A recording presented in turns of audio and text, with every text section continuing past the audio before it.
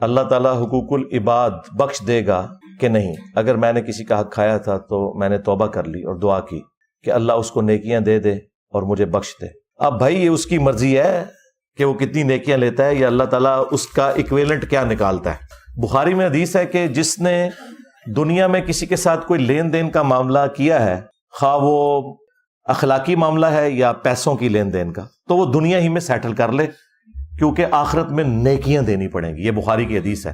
اور مسلم میں تو وہ اتنی رکت انگیز حدیث ہے، وہ میں جتنی بار پڑھتا ہوں نا کہاں پڑھتا ہوں. نبی الاسلام نے صحابہ سے کہا جانتے ہو مفلس کون ہے؟ صحابہ کرام نے کہا یا رسول اللہ ہم تو مفلس اسی کو سمجھتے ہیں جس کے پاس دنیا کا مال نہ ہو. تو آپ نے فرمایا میری امت کا مفلس تو وہ ہوگا کہ جو قیامت کے دن ڈھیروں ڈھیر پہاڑوں کے برابر نیکیاں لے کر آیا. اور اس میں نبی الاسلام نے مسلم شریف کے الفاظ ہیں گنوایا. کون سی نیکیاں؟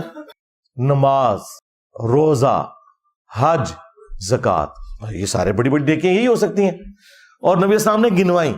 لیکن اس حال میں آیا کہ دنیا میں کسی کو مارا، کسی کو پیٹا، کسی کا خون بہایا، کسی کو ناحق ڈانٹا، کسی کو ذہنی تکلیف دی.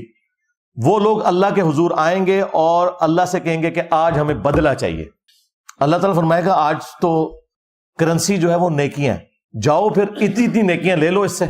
یعنی جتنی بڑی تکلیف اس نے پہنچائی ہوگی اس کے ایکویلنٹ اس کے نامہ مال سے نیکیاں نکالی جائیں گی. مسلم شریف کے الفاظ ہیں ایک ایک کر کے جب لوگ اپنا دعویٰ کریں گے، اینڈ رزلٹ یہ نکلے گا کہ اس کے نامہ مال میں کوئی نیکی باقی نہیں رہے گی. ابھی بھی کچھ لوگ باقی ہوں گے. اللہم لا تجعلنا منہم. وہ کہیں گے یا اللہ نیکیاں تو ختم ہوگی، اب ہم کیا کریں؟ اللہ تعالیٰ فرمائے گا اب اس کا علاج یہ ہے کہ تمہارے گناہ اس کے نامہ مال میں ڈالے جائیں. توبہ توبہ. اور اسے اوندہ منہ کر کے جہنم میں پھینک دیا جائے گا.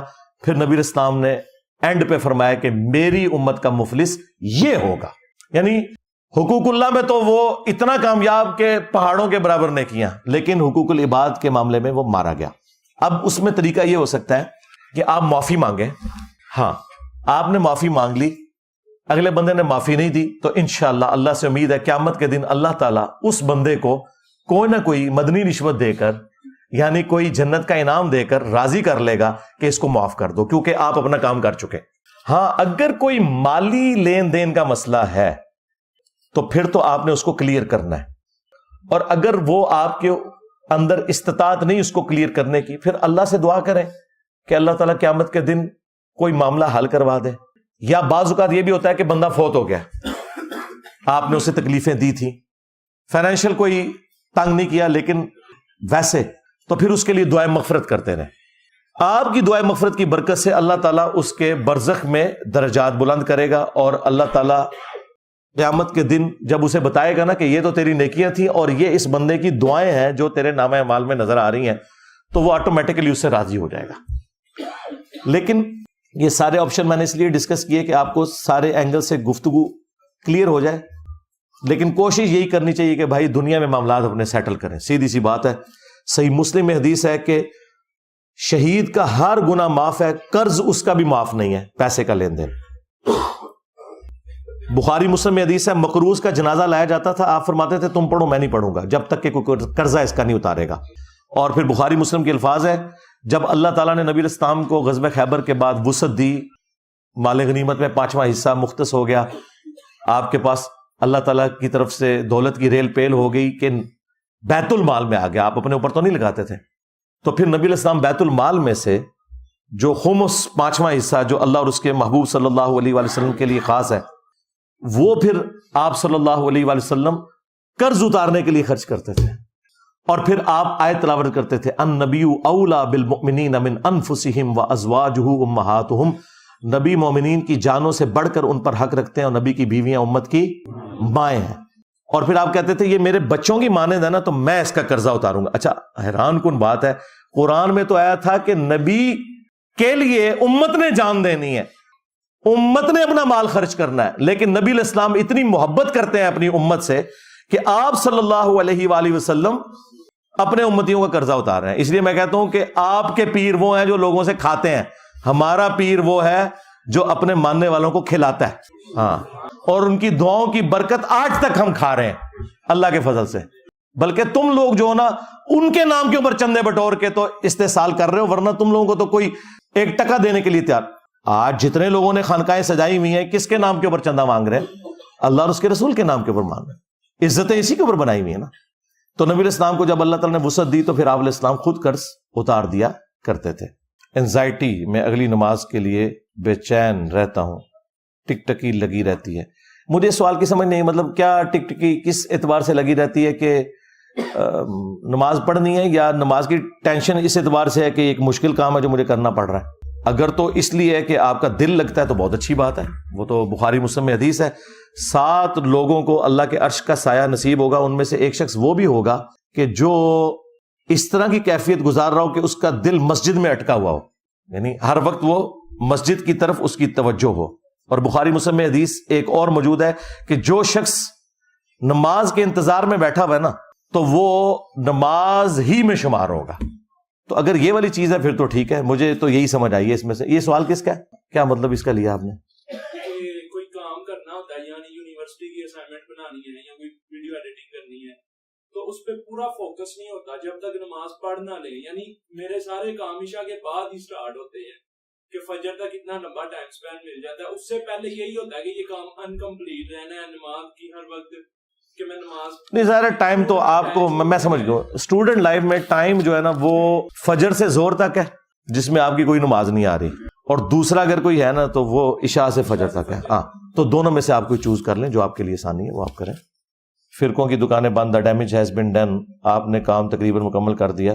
بھئی ابھی تو بہت کام پڑا ہے، برائے کرم اللہ نے جو آپ کو ذہن و علم دیا ہے، انرجی استعمال کریں اور آگے کیا کریے۔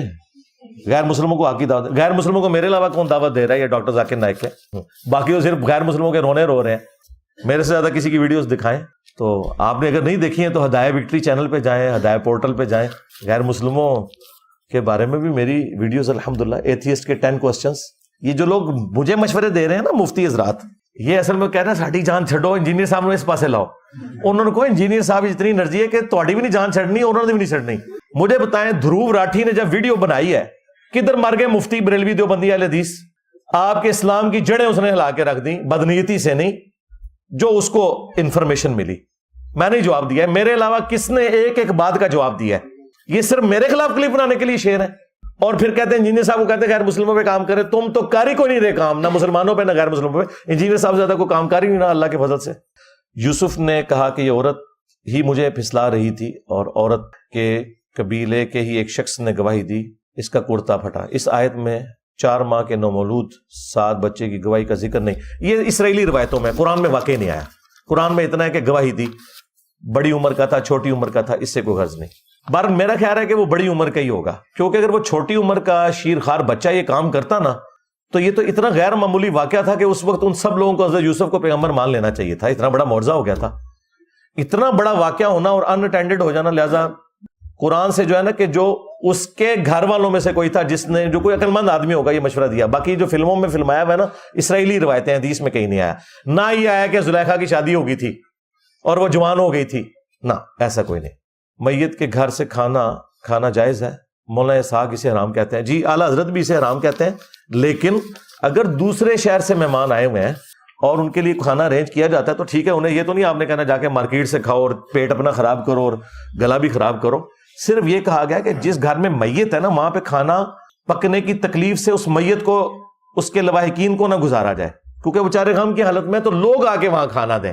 یہ نہیں تھا کہ انہوں نے اب بھوک ہڑتال کر کے بیٹھ جانا ہے، یا جو ان کے پاس مہمان آ رہے ہیں انہوں نے کھانا بھی نہیں، کوئی نہیں ہے۔ لہٰذا آج کل ویسے یہ آسان ہو گیا ہے، چپ کر کے فون کرتے ہیں، دیگ کا آرڈر کرتے ہیں، دیگ بنی بنائی گھر آ جاتی ہے، جتنے لوگ ہوتے ہیں مہمان ان کو کھلا لیتے ہیں، بالکل ٹھیک ہے، اس میں کوئی مسئلہ نہیں۔ کیا صحیح بخاری کے 2 حصے ہیں؟ وضاحت فرما دیں۔ ایک علماء کے لیے اور ایک عام آدمی کے لیے۔ یہ میرا خیال تنزیہ سوال انہوں نے کیا، نہیں جی بخاری ایک ہی ہے ساروں کے لیے۔ اس طرح کے اگر آپ حصے کہتے ہیں پھر بے شمار ہیں۔ ایک بریلویوں کے لیے ہے بخاری کا حصہ جس میں ان کے مطلب کی باتیں ہیں، ایک دیوبندیوں کے لیے، ایک اہل حدیث کے لیے، ایک شیعہ کے لیے، اور ہمارے لیے سب کچھ ہے اللہ کے فضل سے۔ جمعے کی 4 سنت، 2 فرض، پھر 4 سنت، پھر 2 سنت، پھر 2 نفل، جو ہم بچپن سے پڑھتے ہیں۔ یہ میں نے بتایا ہوا ہے، جمعے کے 2 فرض ہیں، پہلے 4 سنتیں بھی ہیں، 8 پڑھیں، 10 پڑھیں، 100 پڑھیں۔